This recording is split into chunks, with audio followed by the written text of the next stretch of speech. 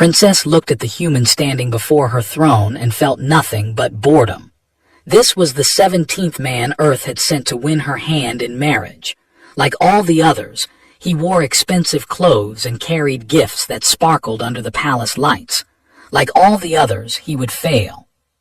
The man's name was something she had already forgotten. He was tall for a human, with styled hair and a smile that had probably worked on many women of his own species. He held a box made of some rare earth wood, and inside it sat a diamond the size of her fist. "Your Highness," he said, dropping to one knee, "I have traveled across the stars to offer you this gift. On Earth, we say that diamonds are forever, like my devotion to you." Tapped her long fingers against the arm of her throne. They were an ancient race. They had built empires while humans were still living in caves. Their skin shifted colors like light through water, and their eyes could see into spectrums that humans could not imagine. This man looked like a child playing dress-up. "Rise," she said. Her voice was cold and flat. The man stood, still smiling, still hopeful. "Tell me," continued, "what makes you worthy of standing beside me? What great deeds have you accomplished? What battles have you won? What enemies have you crushed?" The man's smile flickered. "I am the CEO of the largest mining corporation in the Sol system. I employ 3 million workers. My net worth is—" "Numbers," cut him off. "You speak of numbers, credits in a bank, workers who serve you, things that can be taken away with a single bad investment." She leaned forward on her throne. "I asked about worth, about strength, about what you are, not what you own." The man opened his mouth, but no words came out. Waved her hand. "You may leave, take your diamond with you. I have no use for pretty rocks." 2 guards stepped forward and escorted the man out. He looked back once, his face a mixture of confusion and wounded pride. Then the great doors closed behind him, and was alone with her attendants. "That makes 17 rejections in 6 months, said Counselor Myra, an older woman who had served the royal family for 200 years. "The Earth ambassadors are growing frustrated." "Let them grow frustrated," replied. "I did not ask for this arrangement. The Galactic Council decided that our alliance with humanity must be sealed through marriage. They did not ask my opinion." "The alliance is important, Your Highness. Humanity controls significant territory in the outer sectors. Their population grows rapidly. In 100 years, they may rival even thee in numbers." Numbers again. Stood from her throne and walked to the tall windows that overlooked the capital city. Ships moved through the purple sky like glowing insects. Below, millions went about their daily lives, unaware that their princess was being sold like property to strengthen a political agreement. Humanity is young. They discovered faster-than-light travel only 2 centuries ago. My grandmother was already old when their ancestors first walked on their moon. "Youth is not always a weakness," Myra said carefully. "The humans have proven themselves resilient. They survived first contact with They held their ground during the war. Many older races would have crumbled." Did not respond. She knew the stories. Humanity had faced extinction twice in their short time among the stars, and twice they had refused to die. There was something almost admirable about their stubbornness, but admiration was not the same as respect, and respect was not the same as love. She would not marry a man she did not respect. No political alliance was worth that. Far across the station, in the human section of the diplomatic complex, Ambassador watched the rejected suitor return to the Earth Embassy. She stood by the window of her office, a cup of tea growing cold in her hands. She was 42 years old, a career diplomat who had spent 20 years building bridges between humanity and the galaxy. This assignment was her most important one yet, and it was failing. Her aide, a young man named, entered the office with a tablet in his hands. "The princess rejected Mr. Park," he said. "She called him a child playing with toys." "Of course she did," set down her tea. "We keep sending her the same type of man, rich, powerful, successful by human standards, but they do not measure worth the way we do." "Then how do they measure it?" Thought for a moment. They are warriors. Their empire was built through conquest. They respect strength, courage, the willingness to face death without flinching. She turned away from the window. We have been sending businessmen and politicians, men who have never fought for anything except profit margins. Frowned. Are you suggesting we send a soldier? I am suggesting that we change our approach entirely. Pulled up a file on her own tablet. The princess has rejected every man who tried to impress her, every man who came with gifts and flattery and promises. Perhaps what she needs is someone who does not try to impress her at all. With respect, ambassador, that sounds like a quick way to cause a diplomatic incident. Perhaps it is exactly what Princess needs to see. Scrolled through personnel files, searching for something she could not quite name. The value authenticity. They can smell desperation and performance from a mile away. All of our suitors have been performing, playing a role, trying to be what they think she wants. So you want to find someone who will just be themselves. I want to find someone who does not care about impressing anyone, someone who has nothing to prove because they have already proven everything that matters. Stopped scrolling. A face appeared on her screen. A man with tired eyes and a scar running down his left cheek. His service record was impressive but not flashy. No medals for heroism, despite actions that clearly deserved them. Recommendations from commanding officers described him as quiet, reliable, unshakable under pressure. Sergeant, age 34. Veteran of the Siege of Europa and the campaign. Currently stationed on the border outpost of 442B, guarding a colony that had not seen combat in 3 years. Him said. Looked at the file. A sergeant, ambassador. The princess has rejected billionaires and senators. You want to send her a common soldier. I want to send her a man who has looked death in the face and did not blink.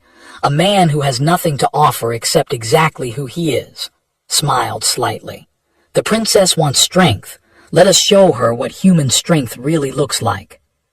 Still looked doubtful, and if she rejects him like all the others, then we will have lost nothing. We are already failing. Began composing a transfer order. But I do not think she will reject him.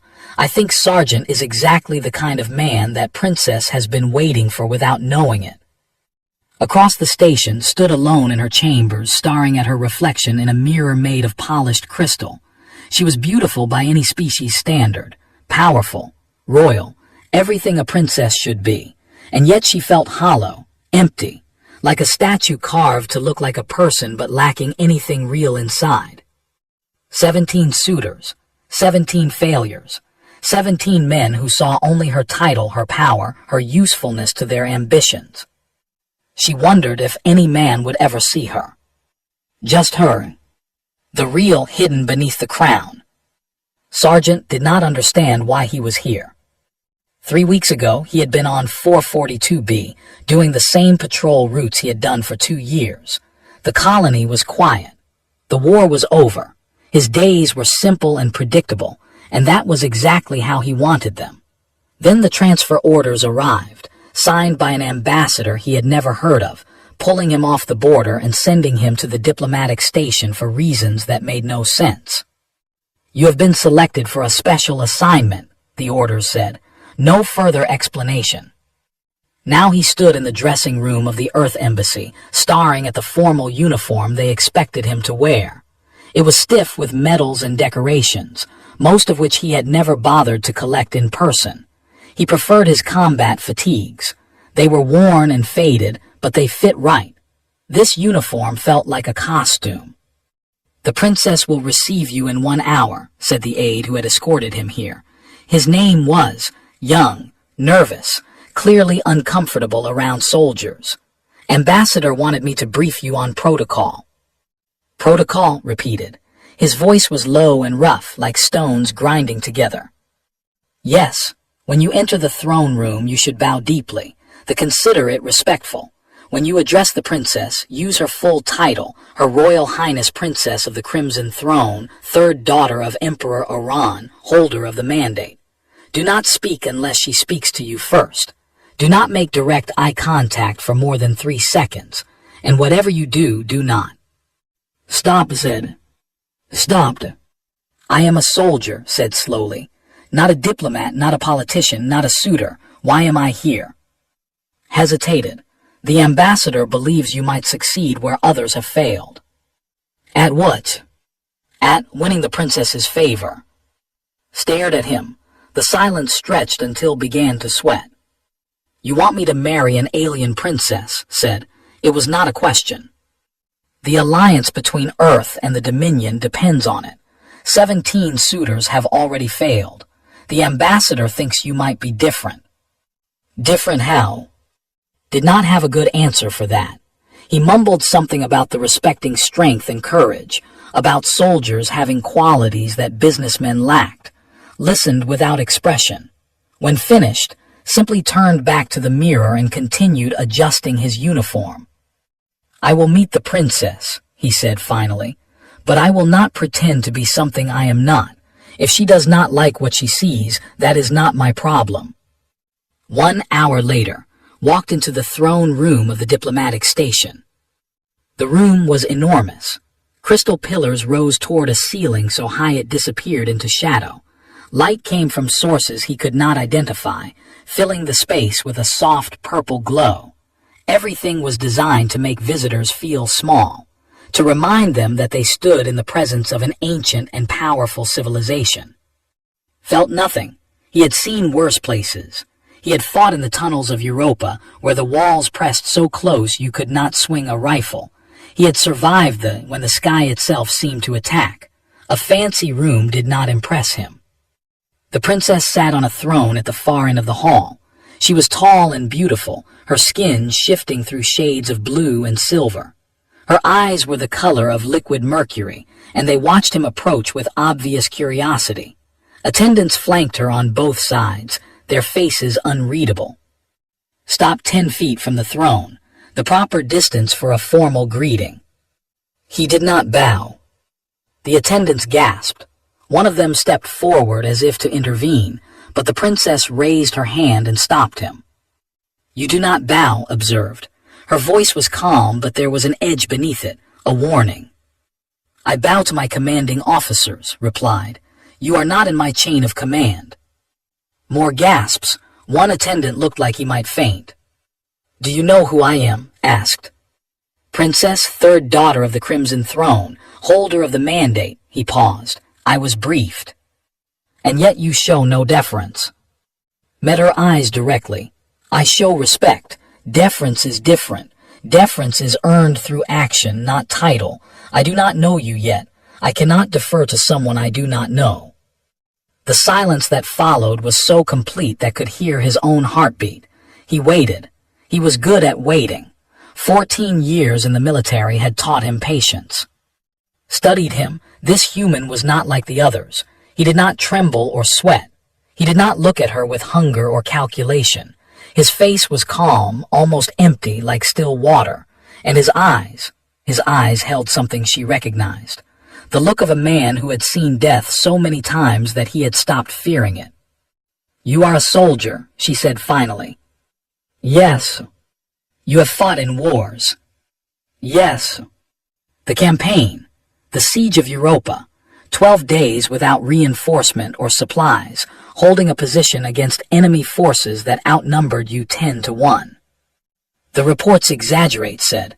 We were only outnumbered 8-1. Was that humor? Could not tell. His face had not changed at all. Most men who come before me bring gifts, she said. Diamonds, rare artifacts, poems written in my honor. You bring nothing. I have nothing to bring. Nothing, no wealth, no achievements, no promises of what you could offer me. Considered the question. I can offer you honesty. That is all I have. I did not ask to be here.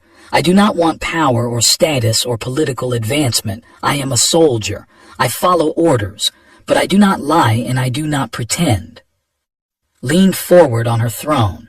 And what would you say honestly about me, about this arrangement, about being sent here like a piece on a game board? I would say that you are tired, replied. I would say that you have sat through 17 performances by men trying to be what they think you want. I would say that you are looking for something real, but you do not know what it looks like because everyone around you is always performing. He paused. I would say that you are lonely, and that loneliness has made you angry. The attendants looked horrified. No one spoke to the princess this way. No one. But did not look angry. She looked like someone had just slapped her across the face, not with violence but with truth. Her silver eyes widened. Her lips parted slightly. For a moment, all her royal composure cracked, and beneath it saw exactly what he had described. A lonely woman, wearing a crown she had never asked for. You presume much, said finally. Her voice was quiet now. The edge was gone. I observe, corrected. It is what soldiers do. We learn to read people. In combat, reading someone wrong means death. I have learned to read correctly. Sat back in her throne. She was quiet for a long moment, and the attendants shifted nervously, uncertain what would happen next. You may stay, she said at last, for now. It was not acceptance. It was not rejection. It was something in between. And for the first time in 17 attempts, a human suitor left the throne room still standing. Walked back toward the Earth Embassy, his face as calm as when he had arrived. Behind him, in the great throne room, Princess sat alone on her throne and tried to understand why her heart was beating so fast. The days that followed were strange for everyone involved. Ambassador had expected rejection, had expected a diplomatic disaster. The attendants had expected the rude human soldier to be expelled from the station within hours. Instead, Princess issued an unusual request. She wished to spend time with the human suitor, not in formal court settings but in private conversations. The request shocked everyone except he simply shrugged when told him the news. She is curious, he said, that is all. Curiosity from a princess is not a small thing, replied. She has never shown interest in any previous suitor, not even for a moment. Then I will satisfy her curiosity. After that, she will probably send me away, and I can return to my post. But the princess did not send him away. Not after the first conversation. Not after the second. Not after a week of meetings that stretched longer each time. They met in a garden on the upper level of the diplomatic station. It was a place designed for nobility, full of strange plants that glowed softly in the artificial twilight and pools of water that reflected light in impossible colors. Felt out of place among so much beauty, but he did not complain. Complaining was not in his nature. Walked beside him on the third day, her long robes trailing behind her like mist. She had dismissed her attendance for these meetings, which had caused much gossip among the court. A princess, alone with a human soldier, unheard of. You do not talk much, observed. No. Most humans talk constantly. They fill every silence with words, as if quiet frightens them. Consider this. Silence does frighten many people. They think of it as emptiness, a void that must be filled. And you? I think of silence as space, room to breathe, room to think. He paused by one of the glowing pools and looked at his own reflection. In combat, the soldiers who talked too much were usually the first to die. They could not hear danger approaching because they were too busy making noise. Stood beside him, looking at their reflections side by side in the water. The princess and the human soldier. They could not have been more different. And yet, standing here in the quiet, she felt a strange sense of peace. Tell me about the campaign, she said. It was a question she had asked before in different ways. Always gave short answers, names and dates and strategic details, nothing personal, nothing real. What do you want to know? He asked. What it felt like, not the facts, the truth. Was silent for a long time. The water rippled gently, disturbed by some invisible current. It felt like the end of everything, he said finally. They had broken through our defensive lines. Our fleet was scattered. The colony we were protecting had 40,000 civilians, families, children, old people who could not fight. Command told us to hold for 3 days until evacuation ships arrived. The ships never came. What did you do? We held anyway. 3 days became 5. 5 became 8. We ran out of ammunition on day 6. We ran out of medical supplies on day 7. By day 10, half my unit was dead and the rest were wounded. His voice remained flat, emotionless, as if he were describing the weather. But we held. We held until reinforcements finally arrived on day 12. Studied his face. You do not speak of this with pride. There is no pride in survival, only luck. Turned away from the pool. The soldiers who died were better than me, braver, more skilled. They deserved to live. I simply happened to be standing in a place where the enemy fire did not reach. That is not true. I have read the reports. You led your unit. You made tactical decisions that saved lives. You. Reports are written by people who were not there, interrupted. They turn chaos into narrative. They find heroes where there were only desperate people trying not to die. He looked at her directly. I am not a hero, princess. I am a survivor. There is a difference. Felt something shift inside her chest. All her life, she had been surrounded by people who inflated their own importance, who turned small deeds into great stories, who built monuments to themselves out of words and boasts. This man had done truly extraordinary things, and he spoke of them like failures. You carry guilt, she said softly, for surviving when others did not. Did not answer, but his silence was answer enough. They walked in quiet for a while, moving deeper into the garden where the light grew dimmer and the plants more strange. Found that she did not want to fill the silence. For the first time in her memory, quiet felt comfortable, safe. My mother died when I was young, she said eventually. A disease that our medicine could not cure. I was with her at the end. I held her hand while she stopped breathing. Listened without interruption. After she died, everyone told me to be strong. I was a princess. I could not show weakness. I could not cry in public. I had to stand straight and speak clearly and pretend that my heart was not broken. Paused beside a flower that pulsed with soft blue light. I have been pretending ever since. For 200 years I have been pretending. That is a long time to pretend. Yes, she touched the flower gently. Sometimes I forget what is real and what is performance.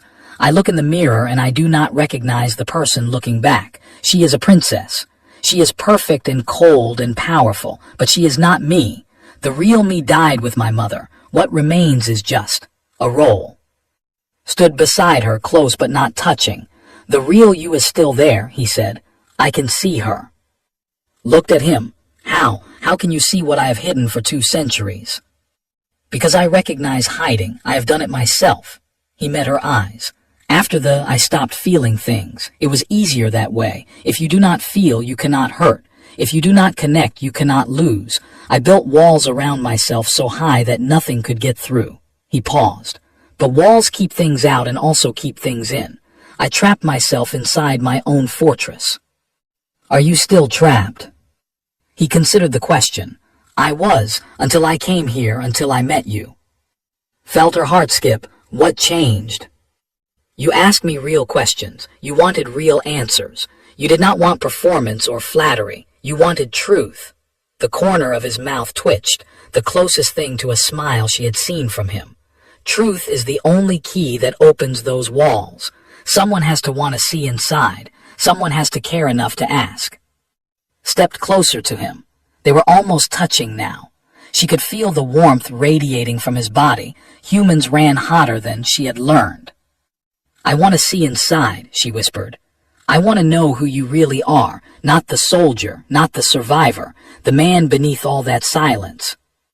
Looked at her for a long moment. Then slowly, he reached out and took her hand. His fingers were rough and the hands of someone who had worked and fought and suffered, but his touch was gentle. Then ask, he said, and I will answer. No performance, no pretending, just truth.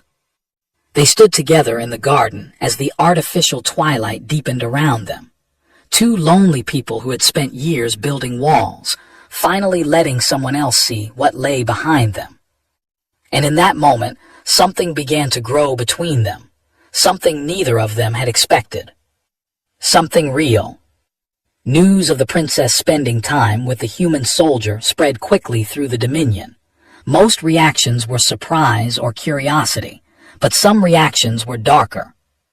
In the shadows of the empire, a group of nobles gathered in secret chambers. They called themselves the Purity Council, and they believed that the race should remain separate from all other species. The idea of their princess marrying a human, a creature that lived barely a century, that bled and aged and died like an animal, was unacceptable. "This must not happen," said Lord, the leader of the council. His skin was darker than most, shifting through shades of deep purple and black.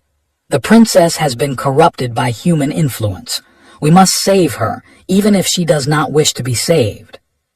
"What do you propose?" asked another member. "The human must die. Without him, the princess will return to her senses. The alliance will fail, and our people will remain pure." The assassination was planned carefully. 3 warriors trained in shadowfold technology, the ability to bend light and space around themselves, becoming nearly invisible. They would strike when the princess and the human were alone, killing the man and making it look like an accident. By the time anyone understood what had happened, it would be too late. Knew nothing of these plots. He spent his days as he had since arriving at the station, meeting with, walking through the gardens, talking and listening and slowly learning to trust again. The princess was changing him. He could feel it happening like ice melting after a long winter. Feelings he had buried for years were rising to the surface. Hope, connection, something that might even be called love if he allowed himself to use that word. Was changing too. She smiled more now, laughed sometimes. The cold mask she had worn for 2 centuries was cracking, revealing the woman beneath, curious, warm, desperate for connection. Her attendants noticed. Her father, the emperor, noticed. Everyone could see that something was different about the princess. "You have done something extraordinary," Ambassador told one evening. "I have never seen the princess like this. You have succeeded where everyone else failed." "I have not done anything," replied. "I have only been myself." "That is exactly why you succeeded." The attack came on a quiet evening, 3 weeks after his arrival at the station. He and were in the garden, sitting beside one of the glowing pools. The artificial twilight had deepened into darkness, and the plants around them pulsed with soft bioluminescent light. It was peaceful, beautiful, a moment stolen from the chaos of politics and protocol. Was talking about her childhood, rare memories that she had shared with no one else, her mother teaching her to dance, her father lifting her onto his shoulders to see a parade, small, precious moments that she had locked away after her mother's death. Listened as he always did. His attention was focused entirely on her words, her voice, the way her eyes softened when she spoke of things she loved. That focus was why he almost missed the danger. Almost. A flicker of movement in the shadows, a disturbance in the air that should not have been there. His combat instinct screamed a warning, and he moved before his conscious mind understood why. He threw himself in front of just as the first assassin emerged from the shadow fold. The blade that had been aimed at the princess's heart struck his raised forearm instead, slicing deep into muscle and bone. Pain exploded through his body, but he ignored it. Pain was just information. It could be processed later. His other hand shot out, grabbing the assassin's throat and squeezing. The warrior was stronger than a human, much stronger, but had leverage and surprise. He twisted his body, using the assassin's own momentum to throw him off balance, then drove his knee into the alien's stomach. The second assassin appeared behind him, spun, releasing the first attacker and blocking a strike that would have taken his head off. The blade cut across his shoulder, adding new pain to old. He answered with an elbow to the assassin's face, feeling something crack under the impact. "Run," he shouted to, "get the guards." But did not run. She stood frozen, watching this human soldier fight against 3 warriors, beings that outclassed him in strength, speed, and technology. He should have been dead in seconds. Instead, he was holding them off through sheer ferocity and will. The third assassin saw an opening. While was engaged with the first two, the third one flanked around toward the princess. His blade rose, catching the dim light, saw death coming for her. Then was there. He had disengaged from the other two attackers in a movement that should have been impossible, throwing one into the other, buying himself a precious second. That second was enough. He dove between and the third assassin, and the blade meant for her heart punched through his shoulder instead. The pain was immense. Felt the weapon scrape against bone, felt his blood pouring out hot and fast, but he did not fall. He grabbed the assassin's wrist with his injured hand and twisted until he heard bones break. Then he drove his forehead into the alien's face with all the force he could manage. The assassin dropped. The first two were recovering, getting back to their feet, stood between them and swaying slightly, blood dripping from his wounds. He had no weapon. He was badly hurt. The odds were impossible. But he did not move. He did not run. He simply stood there, ready to fight and die to protect her. "Why?" whispered. Her voice was shaking. "Why would you do this? You could have escaped. You could have let them take me. This is not your fight. I am not your princess. I am not your responsibility." Glance back at her. His face was pale from blood loss, but his eyes were calm, clear, full of something that made her breath catch in her throat. "You were standing beside me," he said simply. "That is all that matters." The remaining assassins attacked, met them head-on, fighting with everything he had left. He took more wounds, cuts to his arms, his legs, his chest, but he did not fall. He kept standing, kept fighting, kept placing himself between death and the woman behind him. When the station guards finally arrived, drawn by the noise of combat, they found 3 assassins unconscious on the ground and a human soldier collapsed beside them. His blood had pooled beneath him in a spreading lake of red. His eyes were closed. His breathing was shallow and weak. But his body was still positioned between the princess and any possible threat. Even unconscious, even dying, he protected her. Knelt beside him, tears streaming down her face. She had not cried in 200 years. She had forgotten how. "Stay with me," she whispered, pressing her hands against his wounds as if she could hold his life inside his body. "Please stay with me. Do not leave me alone again." The medical teams arrived and took him away. Watched them go, her hands covered in his blood, her heart cracking open inside her chest. She had asked what human strength really looked like. Now she knew. It looked like a man who would give everything, his blood, his body, his life, for someone standing beside him. That night, Princess of the Dominion sat alone in the medical wing, waiting to learn if the human soldier would survive. And she prayed to gods she had stopped believing in long ago. Please, she thought, please let him live. I am not ready to lose him. I am not ready to be alone again. Outside, the station continued its slow rotation around the star, but inside's chest, something had changed forever. Her pride had shattered, and in its place, something new was growing. Something that felt terrifyingly like love. Woke to the sound of quiet breathing. The medical bay was dim, lit only by the soft glow of monitoring equipment. His body ached in a dozen places, the deep, dull pain of healing wounds and regenerating tissue, but he was alive. That surprised him slightly. He had not expected to survive the night. Someone was holding his hand. He turned his head slowly, and there was. She sat in a chair beside his bed, her head bowed, her fingers wrapped around his. She looked different than he had ever seen her, her royal composure completely gone, her face marked with dry tears, her silver eyes red and exhausted. She had not slept. She had not moved. She had simply stayed here, holding his hand, waiting for him to wake up. "You are still here," said. His voice was rough, barely a whisper. His head snapped up. When she saw his eyes open, she made a sound somewhere between a laugh and a sob. "You are awake," she said. "I was so afraid. The doctors said your injuries were severe. They were not sure if human biology could survive." "I have survived worse," interrupted gently. "No," shook her head firmly. "No, you do not get to dismiss this. You almost died for me. A woman you barely know, a princess of a species that is not your own. Why would you do that? Was quiet for a moment. He looked at their joined hands, her long blue fingers intertwined with his rough ones. An alien and a human, a princess and a soldier. They should not fit together, and yet somehow they did. In the campaign, he said slowly, there was a moment when the enemy broke through our perimeter. They were everywhere in front of us, behind us, all around. A young soldier in my unit froze. He was 19 years old. He had never seen real combat before. He just stood there while death came for him. Paused. I did not even think about it. I moved.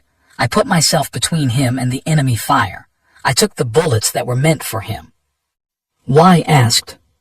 Because he was standing beside me. Because that is what you do for the people beside you. You protect them. You fight for them. You die for them if necessary. He looked at her directly. When those assassins attacked, you were standing beside me. The same instinct took over. I did not choose to protect you. It was simply what I had to do. His eyes filled with fresh tears.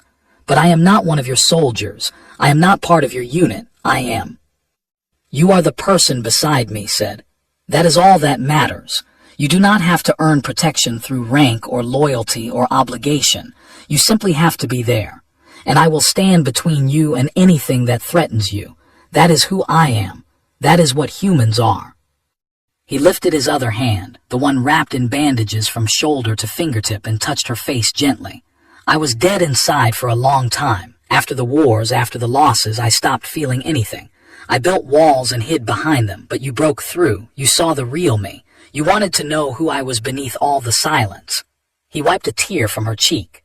You brought me back to life. Protecting you was not a sacrifice. It was the first real thing I have done in years. Could not speak. She leaned forward and pressed her forehead against his, careful not to disturb his injuries.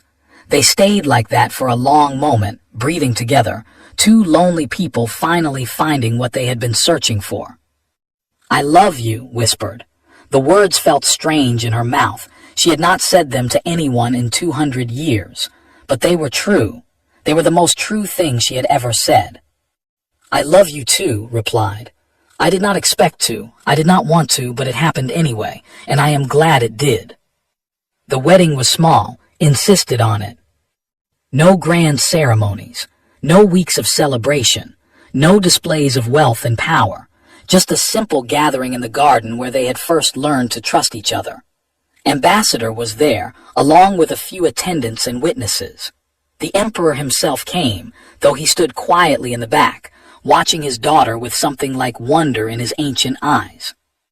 Wore a simple gown, wore his old combat uniform, not the fancy dress version they had given him, but his actual uniform, faded and worn and real, had asked him to wear it. She wanted to marry the soldier, not the symbol. The ceremony was brief.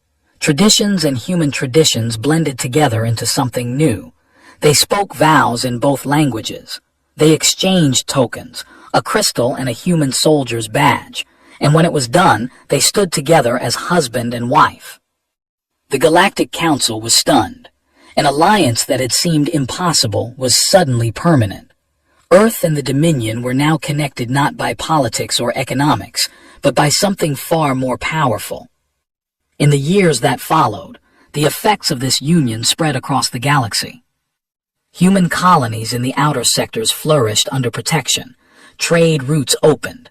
Technology was shared. Species that had looked down on humanity began to reconsider. The humans had not won this alliance through strength or cunning or wealth. They had won it through the courage of one ordinary soldier. Stories spread through the galaxy. The human who did not bow. The soldier who stood against assassins barehanded. The man who loved a princess not for her power, but for who she truly was. Other species began to watch humanity more carefully. They saw something in these short-lived, fragile creatures that they had missed before. A fire that could not be extinguished. A loyalty that death itself could not break. A strength that had nothing to do with muscles or weapons. Human strength, they learned, was not about power. It was about standing your ground. It was about protecting the people beside you. It was about facing impossible odds and refusing to run. 5 years after the wedding, and sat together on the balcony of their home. They had built it on a colony world in the space between Earth territory and the Dominion, a place that belonged to neither species and both at once. Their children played in gardens where Earth flowers grew beside crystals, hybrids, impossible children that the galaxy had never seen before. Leaned against her husband, watching the sunset paint the sky in colors that existed on No. "Do you ever regret it?" she asked. "Leaving your world, your people, your life as a soldier?" Considered the question with his characteristic patience. His hair had gray in it now, humans aged so quickly compared to, but his eyes were the same. Calm, clear, full of quiet strength. "My war ended," he said finally, "when I found something worth surviving for." Smiled and took his hand, the same rough hand that had first touched her face in a dim medical bay years ago. "You never tried to impress me," she said. "All those suitors with their gifts and their speeches, you came with nothing. You offered nothing except yourself. That is all I had. That is why you succeeded." She lifted his hand and pressed it to her cheek. "You were the only one who was real, the only one who saw me, not my crown, the only one who wanted to know the woman hiding behind the princess." They sat together in comfortable silence as the sun disappeared below the horizon. Their children's laughter drifted up from the garden. The stars emerged slowly, one by one, filling the darkening sky with light. Somewhere out there, humans were expanding across the galaxy, building colonies, making allies, proving that their species had a place among the stars. And behind all of it, behind the treaties and trade routes and political alliances, was a simple truth. Humanity's greatest strength was never technology or numbers. It was the quiet courage of people people who stood when others ran, who protected when others conquered, who loved when others calculated. In the end, it was not grand gestures or powerful weapons that won Princess' heart. It was a soldier's silence, his honesty, his willingness to bleed and die for the person standing beside him. The galaxy had underestimated humanity for centuries. They would not make that mistake again. And in the quiet evening light with his wife beside him and his children playing nearby, Sergeant, the man who did not bow, finally allowed himself to smile. He was home,